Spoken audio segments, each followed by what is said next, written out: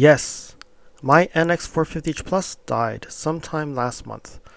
Many NX 450H Plus owners have actually had this issue with their vehicles, and it could actually be multiple reasons why the car was not able to start up. In this video, I will provide my experience with a dead battery and how I got it to start and moved on.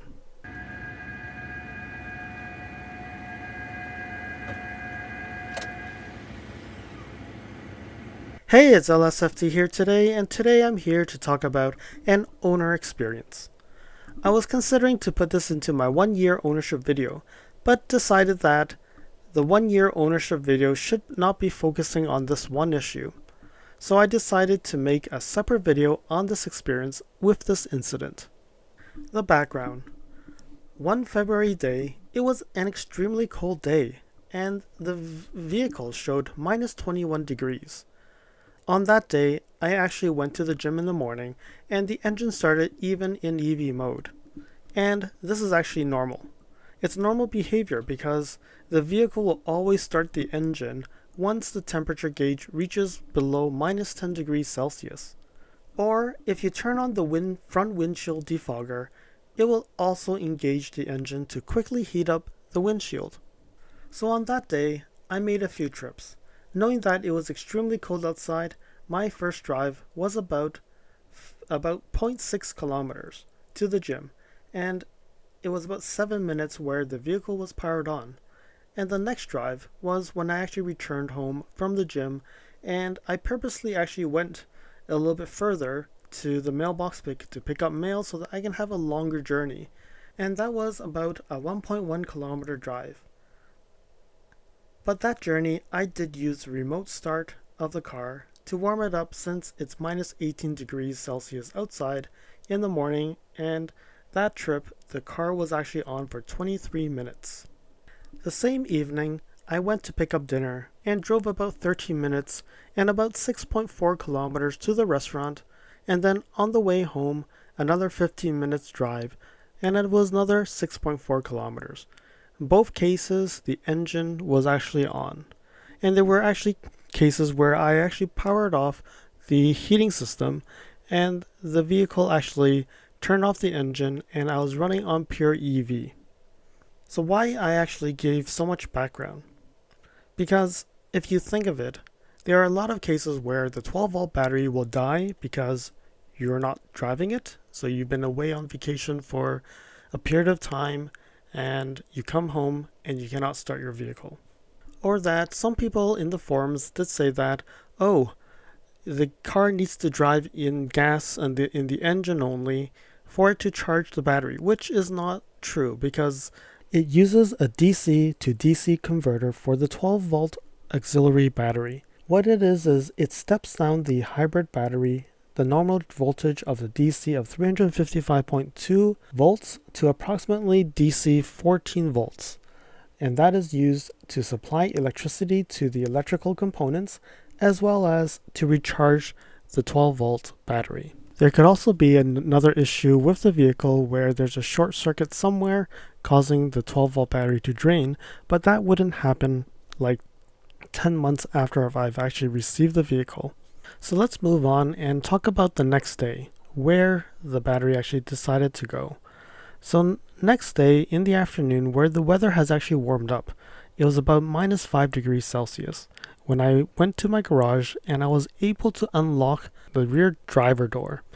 And I put stuff into the car, and then I decided to close the door and shovel snow.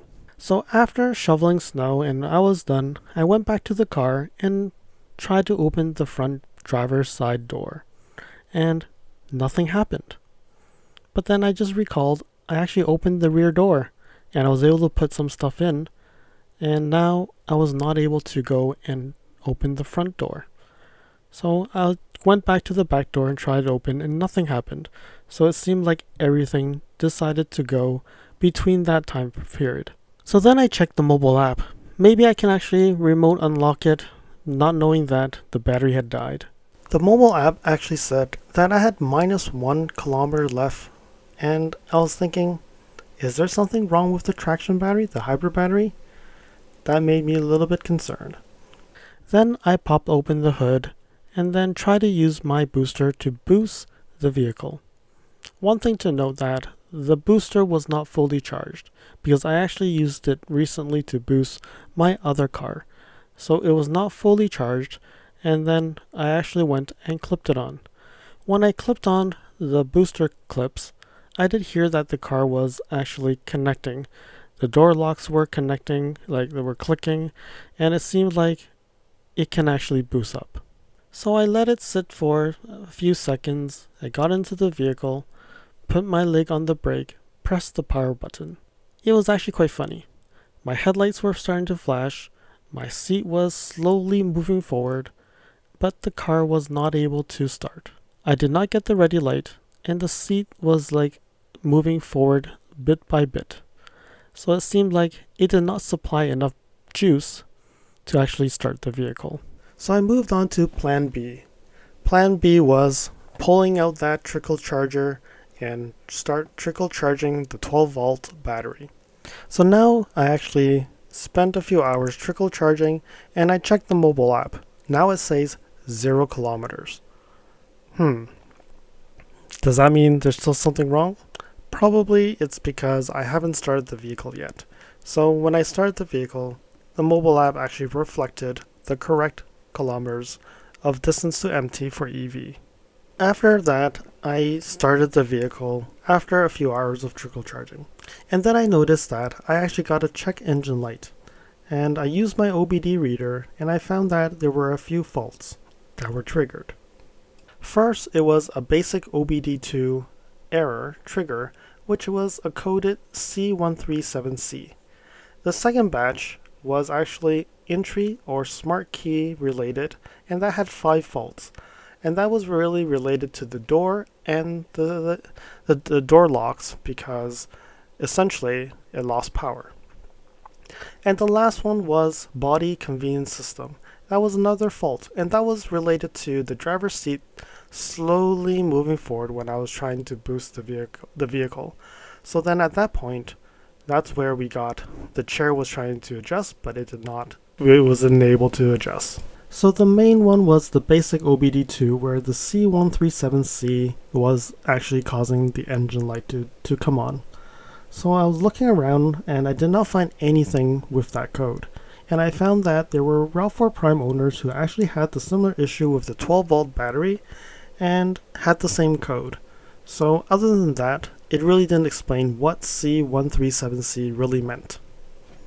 And when the engine light comes on, there's this annoying message that shows up on the screen that says that you actually have an engine light. That message covers the multi-information display area, and it says check engine, visit your dealer, and it allows you to hold on to the more button to dismiss it. But after a few seconds, it comes back up again. So it is a bit annoying. I see the engine light already, and I don't need to see that message continuously. I'm okay for it to be shown the first when I actually start the vehicle, and once I dismiss it, please don't keep on popping it up in my face. And also in the infotainment screen, it also shows check engine.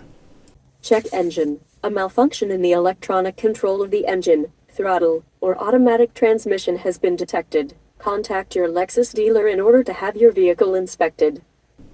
So then I booked my appointment to the dealership to try to get this engine light to be resolved, and also to check the battery to see if the battery is actually bad or there's actually something else that is happening.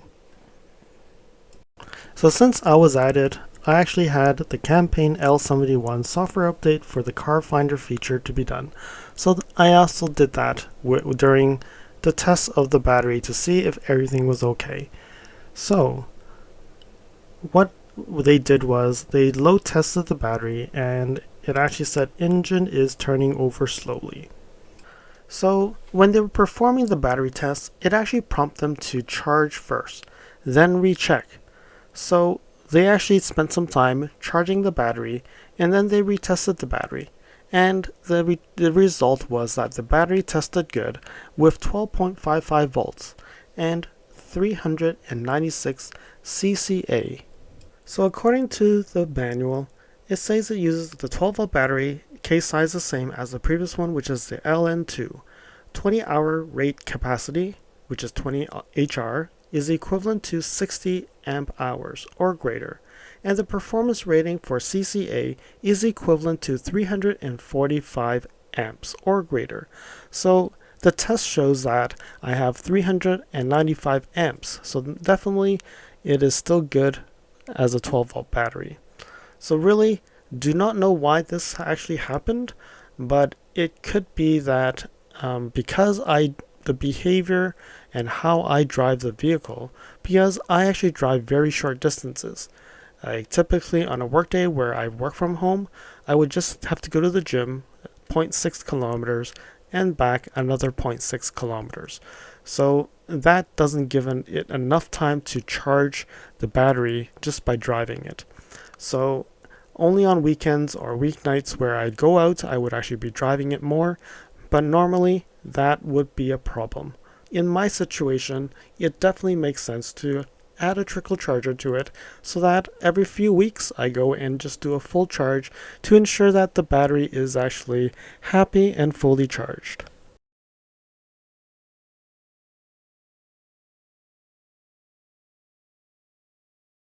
So doing some investigation and looking at the manual, I found a few tips that I think it's useful for many plug-in hybrid owners. So first thing is, the 12-volt battery could discharge, right?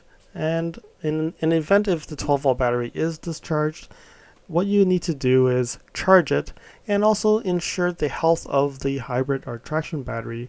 You want to make sure that you charge that battery at least once every 2 to 3 months. And when you power it on and if the gasoline engine actually starts, it will actually start charging the traction battery. And when the gasoline engine actually stops, that's when you can power it off. So that's how you can charge it, through using the gas engine, or you plug in the plug and actually get it charged that way. And one important thing here is also related to how we actually would use how we charge our plug-in hybrid. It says here, when the vehicle is left with the AC charging cable connected, the electricity consumption amount of the 12-volt battery increases due to controls such as the system checking and operating. When the AC charging cable is not needed, immediately remove it from the vehicle. So one thing that it's important for our plug-in hybrid owners is that once it's finished charging, unplug it. Because if you keep it plugged, it's not charging anything. But from what the manual says, the car is actually using the 12-volt battery to monitor the system. And if that's the case, you are continuously draining that 12-volt battery. And that could be one reason why the 12-volt battery will never be full. And it will only be running at 75, 50%, because you still have that AC charging cable plugged in. So one good note is to, once you finish charging, unplug it and drive away as soon as possible. Another tip, and I think many know about it already, that DC to DC converter. Remember I was saying that we don't have an alternator in the 450h Plus? What it has is the DC to DC converter, and it's actually under the rear passenger seat. There's actually a cover, and there's actually a intake vent to actually cool down that DC to DC converter. It's important that we actually pull that open and clean it from time to time so that the DC to DC converter will actually get cooled and it will be operating correctly. If not, that will also cause the 12-volt battery to not operate as you want it to be. So there we have it. I've also experienced this 12-volt battery dying within the first year of owning this 450h Plus. So I have decided, and I've actually consulted with the service advisor, should I actually put in a trickle charger? Maybe in the next video would be the installation of a trickle charger. Thank you for watching. If you liked this video, please comment, like, and share this video. If you'd like to see more videos like this, you can subscribe to my channel and press that alert button to get notified when new videos are posted. If you'd like to support the channel, you can definitely provide a super thanks. I'll see you guys again next time in the next video.